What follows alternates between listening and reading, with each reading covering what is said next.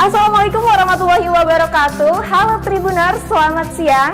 Berjumpa dengan saya Siti Nurul Hamidah, reporter tribunbanten.com. Yang kali ini kita akan berjumpa dengan sosok perempuan yang luar biasa, cantik dan juga pintar. Siapa dia? Yuk ikut dengan saya. Assalamualaikum. Halo. Selamat siang. Selamat siang. Nurul. Mari.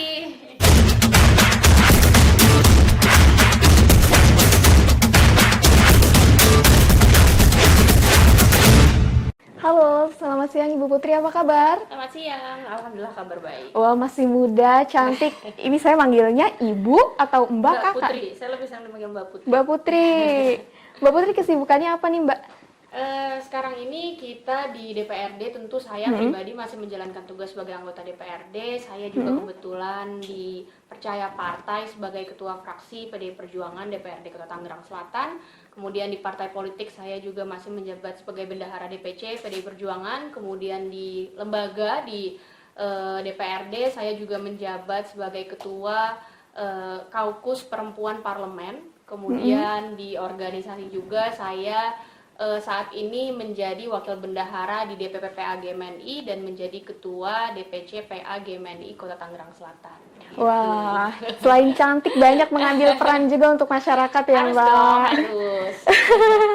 Nah, ini Mbak, kan Mbak terjun nih di dalam dunia politik, anggota dewan nih. Itu yang melatar belakanginya apa sih mau terjun nih di dunia politik? Latar belakangnya ya, sebetulnya sih latar belakangnya karena memang kesukaan dan kecintaan saya untuk berinteraksi langsung dengan masyarakat. Dari situ saya merasa bahwa ruang-ruang untuk kemudian berinteraksi dengan masyarakat justru ternyata terbuka pada ruang-ruang politik. Nah, makanya disitulah saya merasa bagaimana supaya saya bisa berbuat banyak untuk masyarakat, bisa berinteraksi, bisa kemudian juga menjadi penyambung lidah rakyat, yaitu ternyata salah satu medianya adalah menjadi anggota legislatif. Nah, sehingga saya berpikir saya akan memanfaatkan dan memperjuangkan keanggotaan saya di DPRD untuk kemudian bisa terus berinteraksi dan bisa terus bersapa dengan masyarakat. Luar biasa sekali. Mbak Putri, berarti kan Mbak ini diangkat menjadi anggota dewan itu usianya masih muda nih. Stigmanya kadang kerap kali kan, apakah anak muda bisa nih ada di dunia politik dan mengayomi masyarakat. Nah, bagaimana sih Mbak mematahkan stigma itu? Benar banget. Jadi waktu saya sambil curhat nih sebenarnya. Jadi ketika waktu awal saya dilantik, saya waktu itu dilantik ketika usia saya masih 24 tahun. Mohon maaf 25 tahun. Jadi tentu contohnya ketika saya pelantikan, banyak sekali kemudian dipercaya oleh partai sebagai ketua fraksi, banyak sekali stigma yang menganggap bahwa anak muda yang kemudian terjun berpolitik itu dianggap belum cukup pengalaman, kemudian dianggap belum punya kompetensi yang cukup, atau mungkin ya tentulah banyak juga kemudian masyarakat atau mungkin justru kaum-kaum intelektual atau mungkin bahkan para politisi yang juga underestimate atau mengesampingkan keterlibatan anak muda dalam politik karena dianggap ya itu pertama kurang cukup pengalaman. Sedangkan dalam dunia politik justru pengalaman lah yang dianggap menjadi ujung tombak kesuksesan mereka dalam berkarir di politik. Tapi itu memang menjadi tantangan sih bagi saya gitu, membuktikan bahwa bagaimana kemudian saya sebagai anak muda yang dianggap belum punya pengalaman, yang kemudian dianggap biasa anak muda itu lebih cenderung meledak-ledak ya emosinya. Jadi ketika kita melakukan rapat koordinasi dengan dinas, kemudian berhadapan juga kepada kebijakan-kebijakan politik, banyak banget tuh saya juga sebetulnya masih belajar untuk mengelola emosi yang dimana biasanya masih semangatnya atau masih menggebu-gebu. Nah, itu kemudian harus bisa kita sampaikan dengan cara yang elegan, sopan, santun, dan yang terpenting adalah yang solutif gitu. Jadi jangan hanya anak muda ini terkesan menggebu-gebu, membara, kemudian malah sampai kebablasan dan justru malah memberikan kritik tapi justru tidak menjadi mitra yang kemudian juga memiliki peran penting, yaitu peran solusi gitu. Jadi ya makanya itu yang saya belajar juga adalah pertama untuk bagaimana kemudian menguatkan mental agar ya kita juga cukup harus tebal kuping gitu untuk menganggap orang-orang yang anak muda belum punya pengalaman, belum bisa berpolitik, bahkan saya yang sudah lebih terbiasa, lebih sering berada di dunia politik atau mungkin berhadapan dengan orang-orang yang mungkin usianya juga lebih lampau, lebih berpengalaman, lebih senior. Nah itu kan juga tetap ada tuh ekosistem di dalam politik tuh seperti itu tetap ada. Tapi ya challenge dan tantangan bagi saya untuk kemudian menunjukkan bahwa saya sebagai anak muda juga ternyata bisa kok untuk berinteraksi dengan senior atau mungkin dengan orang-orang yang usianya lebih tua atau mungkin lebih berpengalaman daripada saya, dan saya sebagai anak muda jadi merasa tertantang untuk membuktikan itu. Oke. Gitu. Wah, Tribuners, ternyata anak muda juga bisa mengambil peran dalam dunia politik. Nah, kemudian Mbak Putri nih, apa sih kira-kira tantangan besar di usia muda kemudian terjun dalam dunia politik menjadi anggota dewan tuh apa? Oke, tantangannya ya, sebenarnya kita juga harusnya semuanya menyadari bahwa saat ini tentu Indonesia sedang berada dalam situasi bonus demografi, di mana semuanya itu justru lebih banyak yang terlibat dalam usia-usia produktif adalah anak muda, termasuk dalam segmentasi dan ruang-ruang politik. Nah, sebenarnya ini tuh justru menjadi kesempatan bagi anak-anak muda untuk kemudian bisa terus berpartisipasi dalam politik, karena justru sekarang banyak juga pemilih dan kemudian orang-orang yang berpartisipasi dalam ruang-ruang politik adalah anak-anak muda. Jadi saya menyayangkan kalau anak muda justru masih ada yang memiliki sifat yang apatis atau kayak cuek, bodoh amat, nggak peduli dengan lingkup-lingkup atau perkembangan-perkembangan politik baik lokal maupun nasional. Sayang banget, karena bahkan para pendiri bangsa kita juga, contohnya Soekarno berpolitik dan mendirikan partai politik. Kalau nggak salah pada usia 27 tahun dia sudah bisa mendirikan Partai Nasional Indonesia, di mana sudah ada landasan ideologis yang matang gitu. Jadi saya pikir ya kenapa nggak bisa anak muda. Jadi sebenarnya ya justru anak muda lah sebagai unjuk tombak perubahan, dan kemudian beruntungnya saat ini kita sedang diberikan banyak kemudahan dan banyak kesempatan dengan adanya kehadiran bonus demografi gitu. Jadi saya juga memberikan pesan bagi anak-anak muda ya inilah saatnya, momentum yang tepat untuk kita terus berpartisipasi dan terlibat dalam politik untuk kemudian memberikan insight dan hal-hal baik bagi perubahan bangsa ini gitu. Oke, berarti gimana tuh cara membangun partisipasi politik anak muda khususnya di Tangsel ya, Mbak? Di Tangsel. Sebenarnya saya pikir ini juga itu tadi, saya merasa justru sebenarnya anak muda di Tangsel tuh memang sudah melek politik semua gitu. Jadi hampir rata-rata, terutama biasanya anak-anak juga yang mungkin sudah terbiasa berorganisasi. Biasanya mereka banyak yang berorganisasi paling skup paling kecil, misalnya di tingkatan RT, RW, kelurahan ada misalnya Karang Taruna atau misalnya organisasi-organisasi kepemudaan, keagamaan dan banyak. Nah, justru dengan mereka berorganisasi, berhimpun, berkumpul, ternyata membuka kepekaan mereka terhadap awareness atau kepekaan mereka berpolitik. Jadi kalau ditanya bagaimana kemudian untuk meningkatkan kesadaran politik anak-anak, karena anak muda di Tangsel, tapi sebenarnya memang di Tangsel sendiri ya memang sudah tinggi partisipasinya ya. Saya merasanya sejauh ini, karena memang saya juga terus melakukan interaksi dengan anak muda, dan ternyata anak-anak muda di Tangsel hampir semuanya sudah melek politik gitu. Bahkan kalau dulu mungkin yang hanya aktif di politik biasanya anak-anak mahasiswa kampus atau akademisi, tapi sekarang hampir semua lingkup baik dari kepemudaan di tingkatan wilayah maupun di skup ruang-ruang keagamaan, remaja masjid dan sebagainya, mereka juga kemudian dengan atas dasar mereka berhimpun, akhirnya mereka punya gagasan-gagasan untuk aktif berpolitik gitu. Oke, berarti bisa diukur nggak tuh pakai angka melek politiknya anak kalau muda? Itu sih nggak mungkin ya. Cuma saya sih berhadapannya gini, jadi contoh nih hal-hal sederhana yang membuat saya kemudian berkesimpulan bahwa oh ternyata memang anak muda tuh perannya di Tangsel besar juga. Contohnya ini hal yang sederhana mungkin ya, dari setiap tahun kita mengadakan 17 Agustus. Ternyata yang aktif melakukan kegiatan 17-an Agustus itu bukan hanya, kalau dulu mungkin misalnya Pak RT, Bu RT, kemudian ibu-ibunya, bapak-bapaknya, ternyata sekarang enggak loh.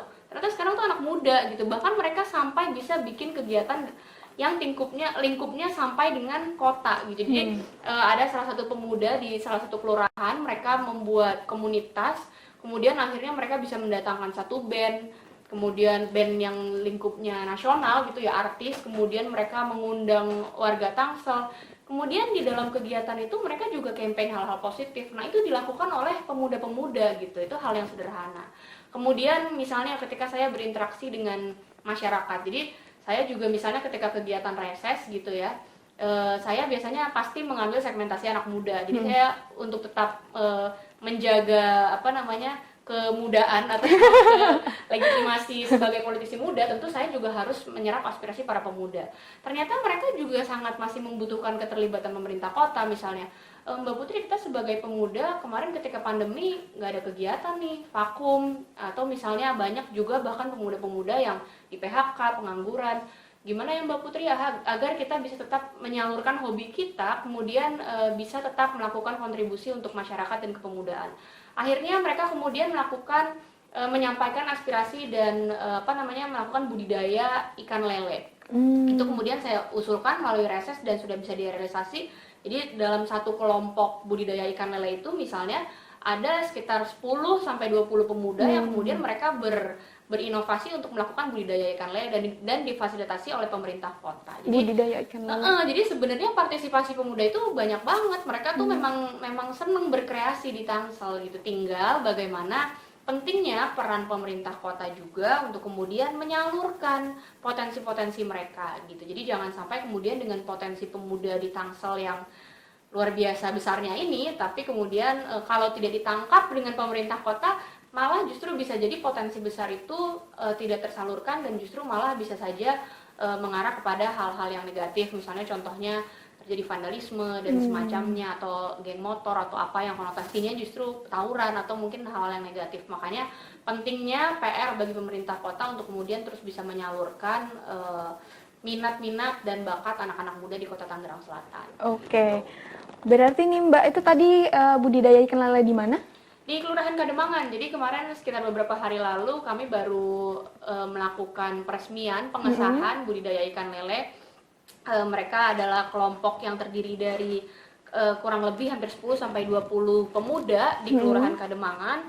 Mereka difasilitasi dengan melakukan budidaya ikan lele, di mana kemudian sampai proses pembibitan itu berkembang, sampai kemudian mereka bisa panen, kemudian itu bisa mereka perjualbelikan dan kemudian untungnya bisa dilakukan untuk terus melakukan modal budidaya lele. Nah, sebenarnya mereka itu para pemuda yang tadinya latar belakangnya basicnya hobi mancing. Jadi karena mereka hobi mancing, hobi ngumpul gitu kan, namanya pemuda-pemuda, kita ngapain ya nih, kemudian ada lahan kosong, ada empang kosong, ada tempatnya, kenapa tidak kita lakukan hal yang positif selain mancing tuh apa yang mereka bisa lakukan? Oh, ternyata budidaya ikan. Nah, ternyata setelah mereka melakukan riset dan segala macam, oh ternyata lele lah yang paling cepat mendatangkan income dan mudah dilakukan budidayanya, sehingga akhirnya mereka sedang mencoba melakukan budidaya ikan lele. Jadi kita support bersama, mudah-mudahan kegiatan ini bisa berkembang dan dicontoh oleh pemuda-pemuda lain gitu. Berarti kalau ada berapa yang sudah terwadahi nih aspirasi anak muda di Tangsel? Kalau sekarang memang yang secara langsung, interaksi langsung, karena kan tentu kalau menyalurkan aspirasi biasanya kebanyakan masyarakat yang menyalurkan aspirasi dari peningkatan infrastruktur di Kota Tangerang Selatan. Tapi kalau kepada kegiatan, ya tentu yang resmi disalurkan melalui aspirasi reses baru ini sih, memang budidaya ikan lele. Tapi biasanya mereka juga turut aktif untuk melakukan kegiatan kepemudaan, misalnya melalui kegiatan, ada kemarin salah satu ketika 17-an gitu, saya juga aktif untuk turun-turun ke kelurahan-kelurahan, ke kegiatan-kegiatan kepemudaan. Jadi mereka mengemas kegiatan 17 Agustus dengan semarak nasionalismenya tetap ada, kemerdekaan yang tetap ada, tapi dikelola oleh anak-anak muda. Dan ternyata acara-acara yang dikelola oleh anak muda ternyata suasananya berbeda justru dari agenda 17 Agustus lain yang biasanya kegiatannya lomba atau apa. Nah, tapi justru ini mereka anak-anak muda bisa melakukan kegiatan sunatan massal atau kemudian kawin massal gitu, difasilitasi oleh Kementerian Agama di Tangsel. Bahkan sunatan massal, kemudian cek kesehatan gratis, kemudian mendatangkan artis-artis nasional yang kemudian mendatangkan minat orang-orang dari luar Tangsel untuk datang ke Tangsel untuk nonton band-band itu. Dan itu terjadi di banyak wilayah, di kelurahan dan kecamatan di Kota Tangerang Selatan. Jadi saya merasa turut senang ketika anak-anak muda punya gagasan dan disambut baik oleh pemerintah kota. Jadi saya juga kemudian menunjukkan kepedulian saya untuk mensupport, baik kemudian melakukan pembimbingan, pendampingan untuk mereka terus melakukan kegiatan-kegiatan positif untuk tetap tidak menghilangkan identitas Kota Tangerang Selatan. Jadi mereka tuh boleh berkreasi, tapi jangan lupa harus ada dong identitas kecintaan kita terhadap Kota Tangerang Selatan yang harus tetap mereka hidupi gitu loh. Wah, Tribuners, ternyata keren sekali peran-peran pemuda Tangsel dalam berkarya. Kemudian nih Mbak Putri, kan sibuk nih dalam dunia politik. Nah, gimana cara mengatur kesibukan di dalam dunia politik dan kehidupan sehari-hari? Kehidupan sehari-hari saya juga sebetulnya ibu rumah tangga. Kebetulan anaknya baru 1, sekarang alhamdulillah sedang ngisi lagi. Jadi kalau dibilang sulit sebetulnya nggak juga sulit, karena sebetulnya kita juga sebagai seorang perempuan tentu tidak lepas dari tanggung jawab untuk kemudian melakukan pendidikan terhadap anak, juga jangan terlalu berjarak dengan anak. Tapi satu sisi lain saya juga sebagai perempuan juga ingin terus kemudian tetap melakukan intens dengan komunikasi yang intens dan berperan bagi masyarakat dalam ruang lingkup politik. Jadi bagaimana peran itu kemudian bisa disatukan, ya sebenarnya susah-susah gampang gitu. Jadi kadang saya bisa mensiasatinya dengan ngajak anak gitu. Artinya ngajak anak ketika saya berinteraksi dengan masyarakat. Jadi ketika saya kemudian sedang kegiatan saya punya kegiatan misalnya kunjungan dapil gitu, saya sebutnya kunjungan dapil. Jadi saya suka bawa anak tuh gitu. Jadi sambil dia ikut, sambil dia ketemu dengan orang banyak, kemudian banyak juga konstituen saya yang ibu-ibu, mereka tidak terganggu dengan kehadiran anak saya, justru ikut senang, ikut gemes, lucu apa gitu. Dan anak saya sih senang-senang aja gitu. Jadi ya menurut saya itu nggak menjadi suatu tantangan atau beban, tapi justru menjadi suatu hal yang memotivasi saya untuk bisa melakukan peran sebagai seorang ibu, sebagai seorang istri, dan sebagai seorang politisi dengan maksimal gitu. Jadi ya menyenangkan ketika misalnya kita juga bisa terus melibatkan keluarga, terutama anak saya ke dalam kegiatan-kegiatan saya. Jadi supaya dia juga tahu gitu bahwa ibunya tuh sedang bekerja, bertemu dengan banyak orang, dan bahkan ternyata itu juga menjadi pendidikan sih bagi anak saya. Jadi anak saya nggak takut ketemu orang, dia seneng ketemu orang. Dia tuh kalau ketemu anak-anak kecil yang lainnya tuh seneng gitu loh. Jadi nggak berjarak dengan orang-orang lain. Nah jadi di situ saya juga merasa ternyata banyak hal positifnya juga kok kalau saya juga melibatkan anak saya ke dalam kegiatan-kegiatan saya di politik. Tapi tentu tetap dalam ruang-ruang yang terbatas ya. Artinya ketika saya melakukan rapat-rapat resmi, tentu anak saya tetap beraktivitas di rumah gitu. Luar biasa sekali Mbak Putri. Nah, boleh dong kalau gitu tipsnya nih cara membagi waktu sebagai ibu rumah tangga, seorang istri dan juga politikus lah.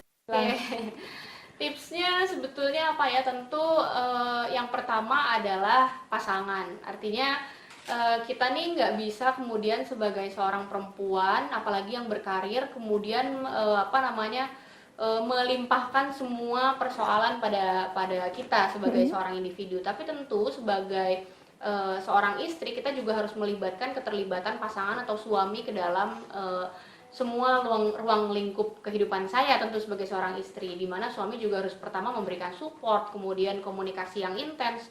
Dia juga merasa nyaman untuk terus berkegiatan dengan anak dan istri, sehingga dia tidak merasa terganggu dengan jadwal istrinya yang kemudian juga harus membagi waktu antara bermasyarakat, kemudian menjadi peran seorang ibu. Jadi yang pertama yang paling penting adalah pasangan. Bagaimana pasangan kita bisa menerima, bisa mensupport, dan kemudian memberikan insight-insight positif. Karena kalau kita sama pasangan aja udah berantem terus misalnya atau berbeda pendapat terus, pasti kita nggak mungkin sih melakukan hal positif keluar, karena kita sendiri bawaannya sudah nggak fun gitu. Tapi kalau seandainya kita diberikan hal positif oleh pasangan, disupport, pasti kita juga akan semakin punya gagasan untuk berkreasi buat orang banyak.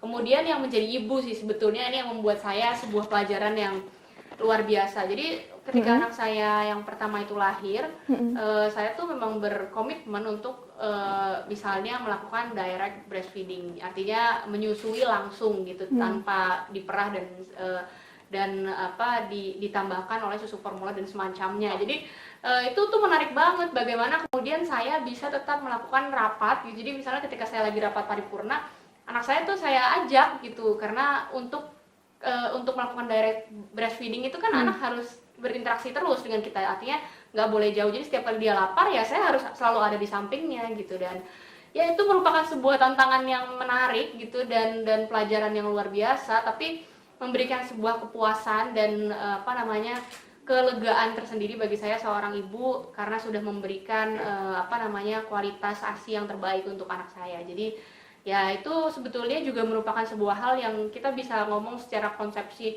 begini terapi, ternyata begitu menjalaninya luar biasa, karena sambil kerja sambil menyusui, kemudian menyesuaikan waktunya, belum namanya anak ya pasti nemplok pengennya sama ibunya aja. Nah itu yang luar biasa, kita memberikan pengertian ke anak, membagi waktu dan membagi peran, itu yang ternyata saya pelajari. Itu pelajaran yang tidak bisa kita dapati di ruang-ruang sekolah gitu. Jadi ya saya juga tidak pernah menganggap pekerjaan sebagai seorang ibu adalah hal yang biasa-biasa saja, karena ya menjadi seorang ibu itu juga luar biasa beratnya. Jadi bagi saya menjadi seorang ibu rumah tangga dan menjadi seorang wanita karir atau bahkan bekerja dalam ruang lingkup politik itu adalah dua hal yang sama beratnya. Jadi saya tidak pernah underestimate atau berpikir sebelah mata kepada pilihan perempuan-perempuan yang untuk fokus dengan anaknya dan keluarganya. Itu juga bukan hal yang negatif, bahkan itu hal yang luar biasa. Bahkan sama halnya juga saya mengapresiasi kepada perempuan yang memutuskan untuk berkarir. Jadi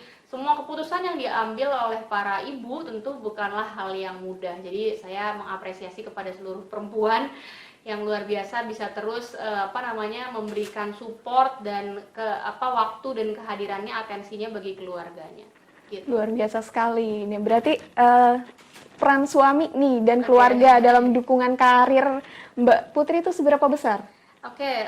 Suami ya itu tadi sih, saya merasa memang suami juga punya peran yang sangat penting. Artinya kalau memang kita dari rumah gitu misalnya, atau dari awal suami memang tidak mensupport dan mengerti kegiatan kita, pasti kemudian akan terus kerap kali terjadi perdebatan, percecokan, kemudian beda pendapat, terus kemudian bahkan sampai dengan berantem rumah tangga, itu pasti terjadi ya.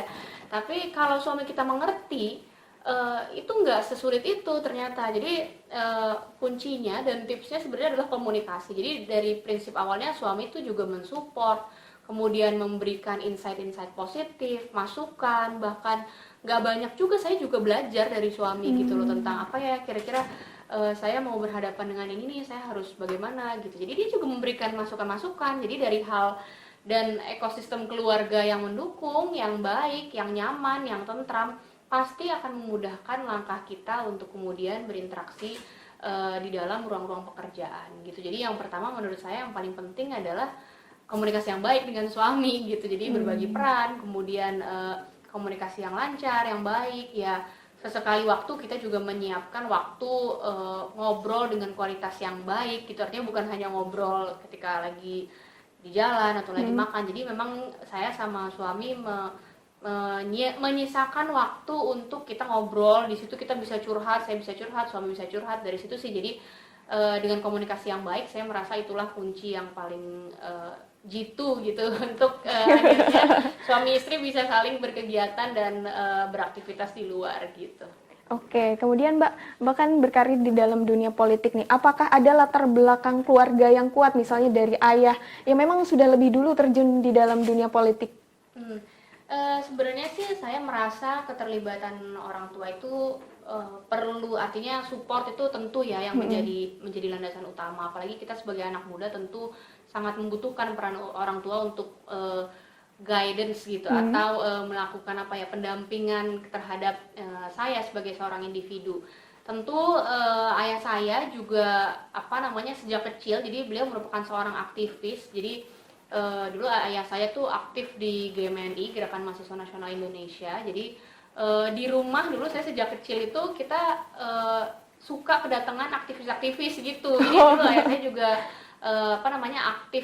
aktivis lah gitu. Jadi kadang anak-anak pemuda dari misalnya organisasi Cipayung lainnya seperti PMII, HMI dan lainnya suka tuh pada nginep di rumah, diskusi, kemudian ngumpul-ngumpul sampai larut malam, dan ternyata tanpa sengaja itu mendidik, atau saya belajar bahwa oh ternyata aktivisme seperti ini, oh ternyata banyak ya orang yang peduli dan memiliki gagasan tentang bangsa ini, oh ternyata begini ya tentang ideologi, oh ternyata perbedaan pemikiran orang-orang tuh seperti ini. Dari situ saya belajar, padahal sejak kecil mungkin saya hanya mendengar aja karena belum bisa membantah atau berdialektika kan, tapi dari situ saya belajar, oh ternyata ayah saya melakukan kegiatan menghimpun pemikiran-pemikiran orang-orang seperti ini. Jadi saya jadi belajar banyak, dan kemudian dari situ saya merasa bahwa loh, kenapa enggak kalau gagasan ini kemudian saya tuangkan ke dalam sebuah wadah politik langsung gitu loh, politik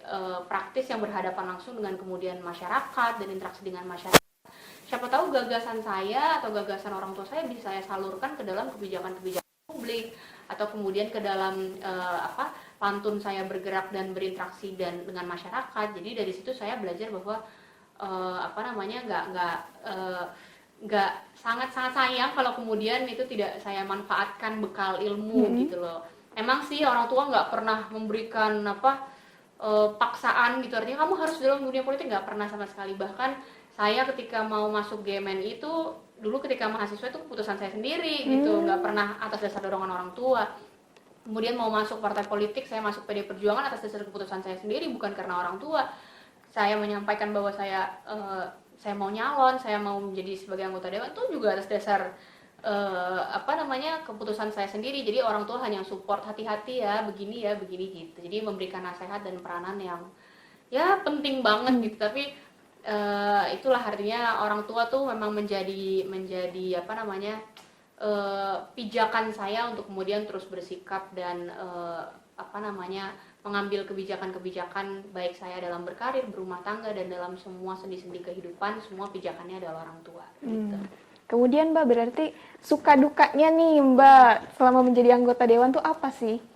Suka dukanya, banyak senengnya saya, karena saya merasa pekerjaan sebagai anggota dewan itu nggak seperti bekerja gitu. Jadi saya merasa itu ya memang tentu ya intensitas waktu tentu akan banyak penyesuaian. Tapi sukanya itu adalah saya tuh memang seneng berinteraksi dengan masyarakat. Jadi saya tuh ketemu dengan masyarakat. Kemudian ketika misalnya saya tuh seneng ketika misalnya saya bisa bermanfaat bagi orang lain. Jadi ketika misalnya ada warga yang nelpon, Bu Putri saya butuh akses ke rumah sakit, tolong dong dibantu untuk difasilitasi komunikasi dengan pihak rumah sakit RSUD, atau Bu Putri saya mau menyampaikan aspirasi seperti ini, kemudian saya salurkan dan bisa segera direalisasi dan ditangani. Itu kayak merupakan sebuah kebanggaan, dan ya hilang aja semua capek dan semua kesel yang tadinya saya rasakan. Tapi tentu yang namanya duka juga nggak mungkin nggak ada sepenuhnya. Yang pertama adalah penyesuaian. Kita kan juga sebagai politisi tentu kita ketahui bersama bahwa ruang lingkup politik kan juga tetap penuh dengan kontestasi, persaingan. Jadi tentu saya juga sebagai anggota dewan ya harus terus memastikan bahwa saya bisa berinteraksi dengan baik, kemudian saya tidak menyakiti orang lain, berbicara, melakukan kritik baik di dalam rapat maupun di luar rapat dengan cara yang santun dan solutif. Kemudian waktu juga yang intensitasnya terus padat sebagai politisi. Nah itu kan juga hal yang sebuah hal yang saya harus terus pelajari, dan nggak ada waktunya untuk kita berhenti menyesuaikan itu. Jadi suka dukanya overall kalau menurut saya lebih banyak menikmati waktu saya sebagai anggota DPRD gitu, karena memang bagi saya ini merupakan bukan sebuah tuntutan atau bukan sebuah pekerjaan yang melelahkan, karena di balik lelahnya itu banyak hal juga yang membuat saya puas dengan saya bisa berperan bagi masyarakat gitu. Kalau gitu nih, tahun 2024 ada rencana untuk kembali mencalonkan diri atau mau jadi kepala daerah? Tentu saya sebetulnya sebagai kader partai tetap siap ditugaskan dimanapun oleh partai politik. Tapi tentu sebetulnya terlepas dari itu semua, pada dasarnya saya sebagai seorang individu juga tadi menyampaikan bahwa saya tuh dasarnya senang interaksi dengan orang. Jadi saya merasa kalaupun memang ternyata ruangnya bukan ke dalam ruang politik praktis, artinya ke dalam ruang-ruang politik dari tingkatan eksekutif maupun legislatif, ternyata masih banyak juga kok ruang untuk saya kemudian bisa terus melakukan komunikasi yang intens dan berinteraksi langsung dengan masyarakat tanpa melalui ruang politik. Misalnya belakangan saya jadi punya cita-cita nih untuk menjadi seorang akademisi gitu ya. Kan namanya cita-cita boleh dong. Saya jadi kepikiran, saya kayaknya kepingin gitu bahwa hari tua saya bisa menjadi seorang akademisi, kemudian bisa memberikan insight atau masukan-masukan ke dalam dunia akademis, bisa mengajar, kemudian bisa melakukan penelitian. Itu kayaknya menarik juga ya gitu. Tapi ya kalaupun memang ternyata jalannya adalah saya masih terus berada di politik, ya kenapa enggak gitu, karena saya merasa di dalam politik itu ketentuan dan kedaulatan tertinggi di tangan rakyat. Jadi yang memutuskan saya itu, saya misalnya kepingin atau punya motivasi dan ambisi misalnya sebagai jabatan politik apapun, tapi yang menentukan tetap rakyat kok gitu loh. Jadi terpilih atau kita tidak terpilihnya itu kan ditentukan oleh rakyat. Bahkan saya yakin masyarakat Kota Tangerang Selatan sudah bukan lagi masyarakat yang acuh terhadap politik. Jadi mereka juga sudah punya kriteria-kriteria tertentu untuk memilih sosok-sosok politiknya mereka. Jadi mereka sudah punya kriteria, untuk caleg saya Mbak Putri maunya yang seperti ini. Jadi saya bilang, kalau saya masuk nggak Bu kriterianya, saya bilang gitu. Atau untuk kepala daerah saya punya kriteria yang seperti ini. Itu kedaulatan itu di tangan rakyat gitu. Jadi saya merasa dari ruang itulah saya belajar bahwa kita sebagai seorang figur, sebagai seorang individu boleh punya cita-cita dalam politik, tapi tetap saja masyarakatlah yang bisa menentukan dan memberikan penilaian apakah interaksi kita bisa diterima baik oleh masyarakat. Jadi kalau ditanya secara spesifik saya mau kemana 2024, dalam jangka waktu dekat saya masih di cita-citanya masih di DPRD Tangsel. Baru kemarin juga mendaftarkan diri kembali lagi karena di partai politik di PD Perjuangan sudah mulai membuka nih, sudah mulai membuka pendaftaran caleg. Jadi kebetulan saya mendaftarkan kembali, mudah-mudahan masyarakat bisa tetap menerima kerja-kerja saya setelah hampir mau 5 tahun ini. Mudah-mudahan bisa saya tetap teruskan aspirasinya di DPRD Kota Tangerang Selatan, karena memang saya merasa masih banyak PR yang belum saya tuntaskan secara maksimal di DPRD Tangsel yang ya saya pikir saya masih memerlukan dan masih diperlukan oleh masyarakat di dapil saya gitu. Oke, jadi udah daftar nih ya? Sudah, saya baru daftar lagi. Tapi tetap sih memang keputusan itu kan ada di partai politik ya. Jadi apakah ternyata pendaftaran saya nanti berikutnya diterima atau ternyata tidak diterima, ya tetap kembali lagi kepada partai politik gitu. Oke, berarti nih kayak aku juga pengen tahu prestasi apa sih yang udah diraih nih selama menjadi anggota dewan lah kita bilang. Oke, tentu sebagai anggota dewan kan memang fungsi kita itu ada 3, selain fungsi pengawasan, budgeting, kemudian juga fungsi legislasi. Kalau ditanya prestasi, tentu yang namanya dari DPRD kita bekerja semua secara kolektif kolegial, baik secara kelembagaan maupun secara fraksi gitu ya. Artinya sebagai sebuah kelompok partai politik di DPRD sebagai satu lingkup fraksi. Jadi kalau misalnya ditanya prestasi, saya sebagai ketua fraksi bisa membanggakan kerja-kerja fraksi, bukan hanya saya sebagai seorang individu. Karena tentu tadi pembahasannya adalah kalau di DPRD semua tidak ada kebijakan pribadi karena saya bukan eksekutif gitu. Jadi tetap saja semua kebijakan diambil secara kolektif kolegial. Jadi kalau kemudian fraksi PD Perjuangan selama periode sejak kemarin dilantik tahun 2019 apa yang kemudian dihasilkan gitu.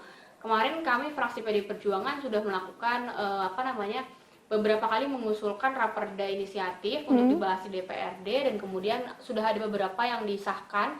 Di antaranya adalah raperda UMKM yang juga sudah dibentuk pansus dan kemudian sudah disahkan menjadi sebuah raperda.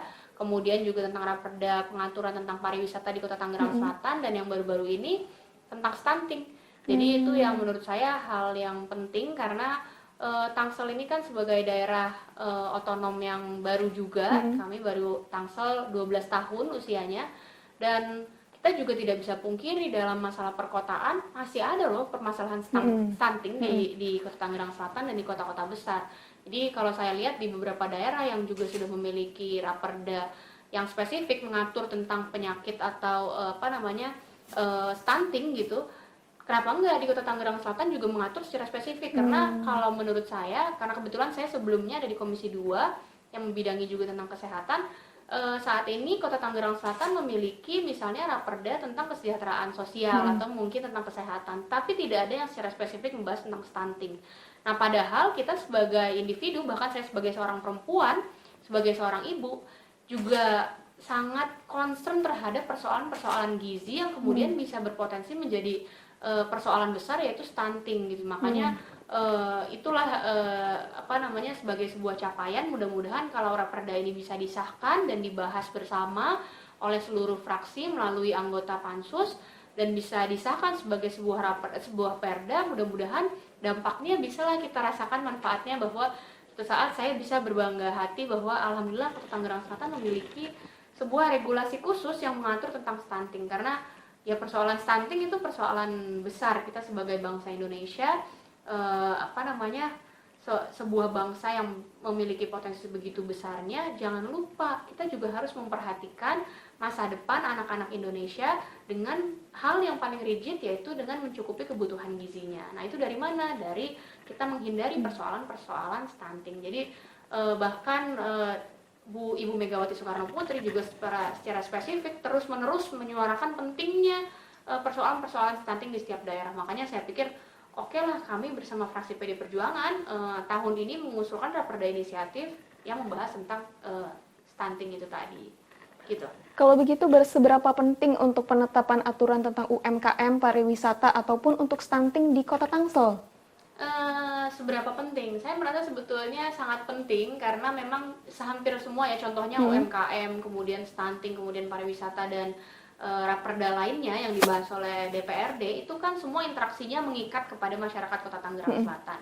Tadi saya sampaikan bahwa Tangsel sebagai daerah otonom baru berusia 12 tahun tentu masih banyak sekali regulasi yang harus disesuaikan. Artinya dalam perjalanan 12 tahun ini peraturan-peraturan daerah itu kan terus berkembang, dengan berkembangnya juga revisi undang-undang baru, itu semua harus terus disesuaikan regulasi-regulasinya. Nah, kita sebagai anggota DPRD kalau kemudian memberikan kebijakan, itu kan bukan tentu kepada kebijakan langsung, karena ranahnya adalah pembuatan dalam raperda. Nah, biasanya dalam raperda itulah kita memberikan masukan-masukan, interaksi kepada pemerintah kota, agar pemerintah kota bisa terus meningkatkan pelayanannya atau kemudian meningkatkan kebijakan-kebijakannya yang mengacu kepada regulasi yang sudah ditentukan oleh DPRD gitu. Jadi tentu sebagai wakil rakyat dari fraksi, ketika dibentukkan biasanya mekanismenya dari usulan misalnya raperda inisiatif, kemudian diusulkan lagi, dibentuklah pansus. Nah, pansus ini biasanya terdiri dari fraksi-fraksi lainnya juga. Jadi misalnya ada sebuah raperda yang diusulkan dari raperda inisiatif dari fraksi PD Perjuangan, begitu dibahas menjadi sebuah raperda, itu bukan hanya isinya anggota PD Perjuangan saja, enggak. Ada dari fraksi Demokrat, ada dari fraksi Golkar, ada dari fraksi PKB, ada dari fraksi Gerindra, ada juga dari fraksi PKS, dan macam-macam dengan berbagai latar belakang pemikiran-pemikiran yang berbeda. Jadi disitulah kita masing-masing fraksi, masing-masing partai politik yang melalui fraksinya juga memberikan insight dan masukan-masukan ke dalam sebuah raperda, sehingga itu kemudian disempurnakan untuk kemudian ditetapkan agar bisa diberikan dan ditetapkan regulasinya untuk Kota Tangerang Selatan gitu. Oke, jadi penetapan 3 aturan itu menjawab kebutuhan masyarakat Tangsel. Betul. Oke. Kemudian Mbak Putri, kiranya nih anak muda, khususnya perempuan mau berkarir seperti Mbak Putri tuh, gimana nih Mbak tipsnya, caranya, atau gimana? Nih gini nih caranya gitu. Oke, tipsnya ya. Kalau saya tipsnya adalah sebagai yang pertama, langkah paling utama adalah pilih partai politik yang tepat. Saya tuh jadi kampanye ya. Jadi saya bersyukur banget saya tuh berada dalam lingkup dan ekosistem politik yang bagi saya sangat luar biasa. Pertama, kenapa saya sangat cinta dengan partai politik saya gitu, dengan PD Perjuangan? Karena pertama, memang saya orang tua saya juga memang sejak kecil menerapkan pemikiran-pemikiran Soekarnois. Kita latar belakang keluarga Soekarnois. Jadi begitu masuk ke PD Perjuangan, ya disinilah rumah bagi saya dan segala harapan-harapan saya terhadap gagasan-gagasan bangsa ini. Kemudian yang kedua, peran partai politik untuk kemudian menempatkan kita sebagai anak muda itu juga penting loh ternyata. Kerap kali banyak partai politik yang menjual kehadiran anak muda di dalam partai politiknya. Tapi ternyata begitu ditetapkan dalam ruang lingkup politik yang berinteraksi, artinya politik praktis, ternyata tidak semua partai politik juga memberikan sepenuhnya kepercayaan bagi anak muda. Tapi partai politik saya, PD Perjuangan misalnya, membuktikan bahwa saya waktu itu dilantik sebagai anggota DPRD termuda usia 25 tahun dan langsung ditetapkan sebagai ketua fraksi. Jadi saya memberikan apresiasi luar biasa, bahkan jadi pertanyaan juga bagi teman-teman lain, kok bisa? Ya ternyata inilah wadah yang tepat bagi anak muda gitu. Jadi pertama saya merasa pemilihan partai politik yang tepat bagi anak muda itu juga menjadi landasan utama. Jadi jangan sampai kemudian kita termakan atau kemudian kita berada dalam ekosistem politik yang tidak tepat, tidak menyalurkan gagasan-gagasan anak muda, karena kemudian jadi gagasan anak muda akan terus terhambat ketika tidak ada penyalur. Dan tadi saya selalu bilang ekosistem politik. Jadi saya tuh merasa berada di dalam ekosistem politik yang tepat banget nih di PD Perjuangan. Jadi jadi PD Perjuangan memberikan saya ruang yang tepat, yang baik untuk kemudian saya menyalurkan ide dan gagasan saya sebagai anak muda dan sebagai seorang perempuan untuk terus bisa berkarir dan berproses di dalam politik melalui anggota DPRD di dalam fraksi PD Perjuangan. Jadi yang pertama selain pemilihan partai politik yang tepat, juga tekad yang kuat ya. Kita kadang nih biasanya anak muda tuh kelemahannya juga biasanya dianggap labil lah. Jadi misalnya hari ini kepengennya A, besok kepengennya udah mencoba hal yang baru lagi. Jadi kita tuh sebagai anak muda tuh yang agak susah adalah biasanya konsisten. Nah saya tuh juga belajar bahwa dulu ayah saya tuh selalu pesan bahwa kamu tuh kuncinya dalam hidup itu adalah hanya dua, yaitu konsisten di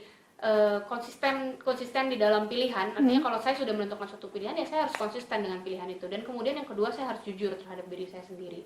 Jadi dengan mengacu kepada dua pijakan itu, saya selalu belajar bahwa oh ya ternyata ini yang dimaksud oleh ayah saya untuk belajar melakukan konsistensi, untuk kemudian bisa terus konsisten ke dalam garis perjuangan. Karena kadang yang namanya anak muda nih juga kadang udah saya lagi seneng-senengnya berkreasi, lagi seneng, ntar mudah banget tuh terdistract dengan hal-hal yang lain gitu. Misalnya tiba-tiba saya lagi suka membahas tentang politik, tiba-tiba saya suka lagi membahas tentang fashion, tiba-tiba membahas lagi tentang isu-isu ibu rumah tangga. Jadi sangat sulit untuk melakukan konsistensi terhadap garis perjuangan. Tapi di situ saya belajar bahwa untuk memiliki sebuah integritas di dalam berpolitik, ya kita harus menjadi seorang individu yang harus bisa konsisten. Jadi selain tadi iklim politik yang tepat, kemudian yang kedua konsistensi dan ketegasan kita, kemudian yang ketiga juga mungkin mental ya. Mental dalam arti mental ini banyak, tentu saya selalu sampaikan ke dalam politik tuh nggak hanya enak-enaknya aja. Mungkin teman-teman lihat, oh iya enak ya berinteraksi dengan masyarakat, diterima, dapat sambutan yang baik. Padahal tidak semudah itu. Saya juga tentu ketika berinteraksi dengan masyarakat, juga mungkin banyak latar belakang pemikiran masyarakat, baik yang tadinya sepakat dengan gagasan saya maupun tidak. Jadi kita juga harus kemudian belajar menerima aspirasi bukan hanya oleh orang-orang yang mendukung saya saja, misalnya ketika di pileg. Jadi Mbak Putri, saya mau minta tolong dong disalurkan aspirasinya. Saya nggak boleh lagi tuh pilih-pilih, emang Bapak dulu milih saya, nggak boleh tuh kayak gitu. Karena ketika kita sebagai anggota dewan, ya kita harus menyerap seluruh aspirasi yang memang ada di daerah pemilihan kita. Jadi kuat mental tuh dalam arti ya kita juga harus memang terbiasa dengan kritik orang lain dan terutama kritik yang membangun ya. Jadi itu penting banget. Kemudian itu tadi seperti iklim-iklim politik yang biasanya kalau terhadap perempuan dan anak muda emang bisa nih, atau misalnya emang udah cukup pengalaman nih. Nah seperti itu kita juga harus bisa punya mental yang kuat sehingga akhirnya kita menjadikan itu bukan sebagai sebuah musibah lah gitu, jadi sebagai sebuah tantangan. Oh ternyata bisa kok gitu. Saya cukup membuktikan kepada orang-orang yang selama ini menganggap bahwa anak muda kurang pengalaman, kurang kompetensi dan segala macam, ternyata bisa kok gitu. Kemudian Gitu. menurut Mbak Putri nih, seberapa penting partisipasi perempuan di dalam dunia politik? Karena kita tahu kan kalau di Indonesia tuh partisipasi perempuannya rendah. Nah, penting nggak sih perempuan itu bergabung di dalam dunia politik? Penting banget. Jadi saya tuh selalu menyuarakan ya, ada banyak banget nih kebijakan kita yang kalau tanpa gagasan perempuan maka belum tentu bisa terakumulasi dengan baik. Artinya peran perempuan tuh memang ada dalam semua segmentasi, baik dari pembangunan manusia, pembangunan sumber daya alam gitu, dan semuanya tuh ada semua keterlibatan perempuan. Jadi saya tuh juga selalu menghimbau kepada perempuan yang pengen berpolitik, ya berpolitiklah dengan sungguh-sungguh gitu loh. Jadi misalnya contoh saat ini ada undang-undang keterlibatan perempuan, misalnya afirmasi, ternyata banyak juga yang perempuan hanya ikut dalam kontestasi politik hanya untuk memenuhi kuota tersebut. Kan sangat sayang gitu loh. Jadi mereka nggak benar-benar mau berpolitik, atau aku buru takut berpolitik dengan stigma bahwa aduh nanti nggak bisa ngurus keluarga, aduh nanti nggak bisa, takut kebutuhan politiknya tidak terpenuhi dan segala macam. Padahal sebenarnya kalau itu dijalani dengan berbarengan itu nggak jadi masalah gitu loh. Makanya saya selalu mendukung bahwa perempuan penting banget untuk berpolitik, karena nggak mungkin kebijakan itu diambil hanya dari sisi maskulinitas saja gitu loh. Bahkan dalam kebijakan anggaran, kebijakan pembangunan infrastruktur dan semacamnya, perlu pentingnya peranan dan sentuhan perempuan dalam seluruh aspek pembangunan kota ini. Jadi kalau ditanya seberapa penting, ya penting, sangat penting gitu loh. Jadi saya nggak mau lagi tuh disebut bahwa perempuan sebagai kaum yang termarginalkan, tidak memiliki suara, tidak memiliki gagasan yang perlu didengar. Saya nggak mau lagi, karena saya beranggapan bahwa perempuan-perempuan Indonesia, terlebih di Kota Tangerang Selatan, mereka semua sudah pintar, sudah melek politik, sudah memiliki gagasan yang kuat untuk pembangunan kota ini. Jadi saya berharap bahwa peran-peran perempuan bukan hanya terbatas pada ruang-ruang domestik saja, tapi juga ke dalam penentuan kebijakan, baik dari kebijakan pembangunan kota maupun sampai dengan tingkatan kebijakan nasional gitu. Oke Mbak Putri, terima kasih banyak sudah berbincang singkat dengan tribunbanten.com. Terima kasih banyak untuk waktunya. Nah, itu dia Tribuners, bincang singkat kita dengan Putri Ayu Anisya. Dari sosok Putri Ayu Anisya, kita membuka mata bahwa perempuan dapat berkarya, perempuan milenial dapat bergerak dan mengambil peran. Wassalamualaikum warahmatullahi wabarakatuh.